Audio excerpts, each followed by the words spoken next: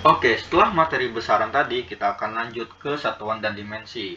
Untuk itu, di awal-awalnya kita akan bahas dulu tentang satuan ya. Nah, kita langsung ke contohnya saja ya. Misalkan nih, kalian diminta untuk mengukur panjang papan tulis. Misalkan ada 3 orang lah ya yang mengukur. Nah, lalu setelah 3 orang ini mengukur, mereka menyatakan hasilnya itu bervariasi, berbeda-beda. Ada yang bilang 1,5, ada yang bilang 150, bahkan ada yang bilang 1.500. Wah, gede juga nih. Nah, dari perbedaan data yang diperoleh, itu kira-kira mana sih yang benar? Ayo, ada yang bisa jawab yang mana yang benar? Nah, jawabannya bingung, nggak tahu ya, nggak tahu nih mana yang benar, mana yang enggak nih. Karena kenapa? Karena data yang disajikan sama ketiga orang yang tadi itu cuma angkanya aja, tapi nggak ada satuan. Tapi lain halnya kalau misalkan ketiga orang ini menyatakan memakai satuan. Nah, kayak gini nih, misalkan orang pertama ini dapatnya 1,5 itu kenapa sih? Oh, karena satuannya itu meter. Yang kedua 150 dengan satuannya cm, dan yang ketiga 1500 dengan satuannya mm. Nah, kalau kita lihat jawaban hasil pengukuran dari ketiga orang tadi itu dengan bervariasi satuannya, dan kita hitung nih kalau lewat tangga satuan ini gimana sih? Oh, ternyata jawabannya ini benar. Kenapa benar? Karena mereka itu ya pakai satuannya itu berbeda-beda, satuan panjang itu divariasiin lah gitu. Nah, ternyata jawabannya itu benar ya, sama ya panjang papan tulisnya ya. Nah, itulah pentingnya ada satuan dalam pengukuran. Nah, satuan itu sendiri adalah unsur dari pengukuran itu sendiri. Nggak bakal bisa dipisah, pasti selalu nempel lah gitu ya. Karena kalau nggak ada satuan dalam pengukuran atau nggak ada satuan dalam hasil pengukuran ya, itu bakal bikin kita rancu, bakal bikin kita bingung, datanya itu benar-benar rancu lah gitu ya. Atau misalkan gini nih, ada contoh lagi nih. Kalau ada orang diminta untuk mengukur panjang jalan. Nah, terus orang itu bilang panjangnya 5.000, 5.000 aja gitu. Nah, kalau cuma 5.000 angka doang, kita nggak tahu nih 5.000-nya ini 5.000 meter atau gimana. 5.000 ini sepanjang apa sih? Nah, gitu. Karena nggak ada satuannya, jadi bingung kan. Cuma kalau misalkan dibilangnya 5.000 meter, oh, jadi kita tahu nih panjang 5.000 meter ini segimana gitu. Jadi kan sudah valid lah jawabannya, nggak bikin rancu kan. Nah, itu dia pentingnya ada satuan ya. Nah, di sini teman-teman juga bisa lihat nih, ada 7 besaran pokok beserta dengan satuan SI. SI ini adalah singkatan dari standar internasional. Nah, jadi satuan SI itu apa sih? Jadi satuan SI itu adalah satuan yang menjadi acuan untuk seluruh dunia. Nah, kenapa? Karena uh, di berbagai negara, termasuk Indonesia, kita memiliki kebiasaan dalam menyatakan pengukuran dengan satuan masing-masing. Tiap negara itu ada yang beda lah gitu ya. Contohnya, nggak usah jauh-jauh lah, Indonesia ini kalau kita mengukur suhu, menyatakan nilai suhu itu, yang kita nyatakan itu pakai satuannya, satuan derajat Celcius kan. Tapi lain halnya kalau di Amerika, mereka itu pakainya Fahrenheit ya, kalau nggak salah ya, ya Fahrenheit. Nah, tapi dengan adanya satuan standar internasional ini, ya satuannya itu Kelvin. Nah, ini adalah menjadi satuan patokan atau satuan baku untuk menyeragamkan satuan yang ada di seluruh dunia. Nah, jadi itulah pentingnya ada satuan baku nih, atau satuan internasional, satuan standar internasional gitu. Atau enggak, ada suatu negara yang pakainya emang meter, ada yang satunya pakainya sentimeter, bahkan ada negara yang pakai satuan panjangnya itu feet atau kaki gitu. Nah, jadi kan ini berbeda-beda. Nah, makanya ada yang namanya satuan panjang baku yaitu meter. Nah, jadi pada akhirnya seluruh orang di negara ini akan memakai satuan bakunya. Itu udah ada patokannya lah gitu. Atau kita mengerjakan soal-soal fisika lah. Misalkan diketahui panjang sepeda misalkan 100 cm. Nah, berapakah kalau dinyatakan dalam meter? Nah, ujung-ujungnya bakal balik lagi ke satuan bakunya, dan satuan ini udah disepakati oleh ilmuwan-ilmuwan pada zaman dahulu lewat sebuah konferensi ya. Jadi itulah pentingnya ada satuan standar internasional. Nah, setelah itu baru kita masuk ke dimensi satuan. Nah, dimensi itu apa sih? Jadi dia itu adalah bentuk penulisan besaran menggunakan lambang satuan besaran pokok. Nah, maksudnya gimana nih? Jadi, misalkan nih ada besaran luas lah ya. Kita tahu besaran luas itu adalah besaran turunan, dan besaran luas ini didapatkan dari kombinasi panjang dikali lebar. Nah, kalau kita lihat satuan panjang dan lebar ini masing-masing kan meter. Nah, berarti kita di dimensi ini menulis besaran si luasnya itu menggunakan lambang satuan dari panjang dan lebar, yaitu meter dan meter. Nah, itu uniknya di dimensi ini. Dengan kata lain, dimensi itu merupakan cara menunjukkan besaran turunan dari besaran pokok penyusunnya. Nah, yang barusan saya bilang tadi itu, kalau luas itu penyusunnya adalah panjang dikali lebar kan, yang dimana satuannya itu meter dan meter. Nah, begitu kita menulisnya lewat satuan dari besaran pokok. Nah, uniknya dimensi ini memiliki ciri khas. Nah, ciri khas dimensi ini, si lambangnya itu, lambang dari 7 besaran pokok ini, dia diapit oleh kurung siku. Dan masing-masing besaran pokok ini, mereka punya lambang dimensinya tersendiri nih. Kalau panjang itu kapital L, kalau massa itu lambang dimensinya itu kapital M, dan sampai jumlah zat itu ya.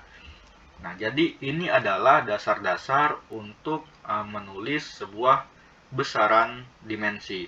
Nah, apa sih manfaatnya untuk kita belajar dimensi ini? Nah, berikut manfaatnya. Yang pertama, dengan adanya dimensi, kita bisa tahu nih, antara satu rumus dengan rumus lainnya itu memiliki persamaan dimensi. Yang kedua, kita bisa tahu nih, persamaan yang kita pakai itu benar atau enggak. Nah, jadi yang nomor 2 ini kita bisa ngecek nih, kita pakai rumusnya benar atau salah ya. Nah, kalau salah kan jawabannya pasti salah lah ya. Nah, untuk itu ada dimensi fungsinya ya. Oke, kita bahas manfaat yang pertama dulu ya. Kita langsung ke contohnya saja. Nah, di sini ada 4 contoh. Ada luas persegi, segitiga, luas lingkaran, dan juga volume balok. Tadi manfaatnya adalah dengan ada dimensi kita bisa tahu antara suatu persamaan dengan persamaan lainnya itu memiliki persamaan dimensi yang sama. Contohnya luas persegi. Luas persegi itu kan ini semuanya besaran turunan ya. Luas persegi, segitiga, lingkaran, dan volume balok. Nah, kita bahas yang luas persegi, yaitu diperoleh dari besaran panjang dikali lebar. Nah, kalau kita lihat satuan panjang dan lebar ini kan meter. Kalau kita kalikan ya jadi meter kuadrat kan. Dan kita tahu kalau meter itu lambang dimensinya adalah L kapital dengan L kapital yang masing-masing diapit oleh kurung siku. Nah, hasilnya ya jadi L kuadrat kalau misalkan luas persegi ini jadi dinyatakan dengan L kuadrat. Nah, ini menyatakan suatu besaran ya dengan lambang satuan besaran pokok, tapi lambangnya itu yang berbeda lagi nih. Nah, ini didapatkan dari satuan yang awalnya ini ya. Lalu kita buktikan nih dengan luas segitiga. Luas segitiga ini rumusnya kan setengah dikali panjang dikali H, ini tinggi ya. Kita tahu ya waktu SD kalau masing-masing satuan ini ya satuan panjang kan, satuan jarak kan, satuannya meter dan meter. Nah, kalau kita lakukan proses dimensinya, ya jadi lambangnya sama juga L kali L, jadi L kuadrat. Oh, ternyata persamaan luas segitiga dan persegi itu sama ya. Lanjut lagi yang lingkaran. Yang lingkaran juga itu rumusnya PR kuadrat ya. Coba kita lihat besaran R-nya. R ini kan jari-jari, ya hitungnya jarak juga kan. Jarak si setengah lingkarannya itu berapa kan. Nah, hasilnya juga sama nih. Kalau didimensiin jadi L pangkat 2. Nah, pasti teman-teman nanya, ini setengah sama pi-nya ini kok nggak diproses sih? Nah, uniknya kalau di dimensi itu, angka yang bukan besaran atau cuma angka numerik aja, yaitu setengah, atau pi itu kan nilai numerik dari 22/7 atau 3,14 kan. Nah, itu tuh nggak masuk dimensi. Karena kenapa? Karena mereka ini bukan besaran. Yang besaran itu cuma panjang, tinggi, jari-jari. Nah, jadi ini nggak bakal mempengaruhi di dimensi. Jadi ini nggak usah dimasukin. Oke. Sekarang kita lihat volume balok. Volume balok itu rumusnya adalah panjang kali lebar kali tinggi. Dimana kita tahu bahwa ketiga ini, besaran ini satuannya adalah meter. Nah, jadi L kali L kali L. Jadi untuk menyatakan volume balok ini ditulislah dengan L pangkat 3 kayak gitu ya. Itu manfaat yang pertama. Kita bisa tahu bahwa suatu persamaan ini ternyata memiliki dimensi yang sama kalau kita kerucutkan lagi ke besaran pokoknya gitu ya. Lalu manfaat yang kedua. Nah, manfaat yang kedua dari kita mempelajari dimensi ini adalah kita bisa tahu nih rumus yang kita pakai ini benar atau enggak. Contohnya, ada rumus periode. Periode untuk mengukur bandul lah ya, lama waktu bandul itu berayun ya. Nah, kita bingung nih, rumus periode itu sebenarnya 2pi akar panjang dibagi gravitasi atau kebalikannya, atau periode sama dengan 2pi akar dari gravitasi dibagi panjang. Nah, kita bingung nih, mau pakai rumus yang pertama atau yang kedua. Nah, cara pengecekannya bisa menggunakan proses dimensi satuan. Nah, caranya kita coba kerjain dua-duanya ini ya. Misalkan kita pakai persamaan satu nih. Kita tahu kalau periode itu satuannya kan second ya, detik ya. Nah, kita masing-masing stepnya kita tulis dulu nih, satuan dari masing-masing besaran. Nah, kalau T ini detik, kalau L ini panjang, ini M, ya meter. Kalau gravitasi ini apa? Ini sama aja dengan percepatan gravitasi ya, yang dimana satuannya itu adalah meter per second kuadrat. Begitu juga dengan persamaan yang kedua ini. Nah ya, atau kita fokus dulu ke yang persamaan pertama ini dulu aja ya. Nah, setelah kita tulis satuannya, baru kita rubah si satuannya ini menjadi lambang dimensi. Nah, kita tahu kalau satuan detik itu lambang dimensinya adalah T kapital. Oke, 2pi ini bukan besaran ya, tapi ini adalah angka numerik, jadi kita abaikan saja ini. Jadi kita fokus ke yang di dalam akarnya, yang besaran. Nah, kalau panjang itu lambang dimensinya adalah L. Ini juga sama L ya, dibagi dengan S ini apa? Ya, lambang dimensinya adalah T. Jadi T kapital kuadrat. Nah, lalu tinggal kita operasikan secara matematika aja ya, dimana ini kan sama aja dengan L dibagi T kuadrat. Kalau kita kalikan jadi akar dari L dikali T kuadrat per L. Nah, ini bisa kita coret ya. Sisanya tinggal dimensi T sama dengan dimensi akar dari dimensi T kuadrat. Nah, akar dari T kuadrat ini berapa sih? Ya, jawabannya T ya. Nah, jadi kita lihat nih, antara si besaran yang pengen kita cari dengan rumus yang digunakan, kita lihat nih endingnya ini, sama atau enggak. Kalau kiri kanannya itu sama, ya, kalau kiri kanannya itu sama, ini T sama T, ya berarti rumusnya itu benar. Tapi kalau bagian besaran yang pengen dicari, dengan rumus yang kita pakai ini, pada endingnya itu lambang dimensinya itu berbeda, berarti rumus yang dipakai itu keliru atau tidak tepat. Nah, coba kita buktikan sama rumus periode yang dimana G-nya ini adalah bilangan, tapi L-nya ini adalah penyebut ya. Coba kita pakai yang rumus kedua. Seperti biasa, kita rubah dulu besaran-besaran ini menjadi satuan. Nah, 2pi ini numerik, kita abaikan saja. Kita rubah satuan ini menjadi lambang dimensi. Nah, lalu kita proseskan secara matematika ya. Nah, ini kan T sama dengan akar dari L dibagi T kuadrat dikali L. Nah, ini tinggal kita coret. Yang dimana hasilnya itu adalah T dibagi akar dari 1 dibagi T kuadrat.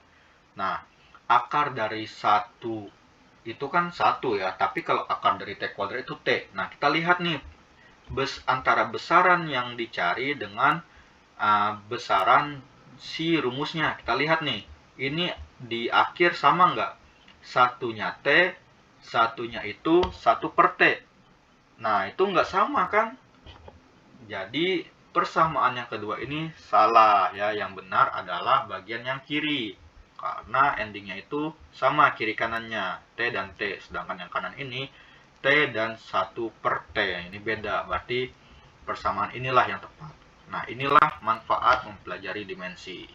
Nah, di sini kan sebelah kanannya ini 1/T ya. Nah, kalau di dimensi itu penulisannya bukan bentuk pecahan ya, tapi dalam bentuk pangkat.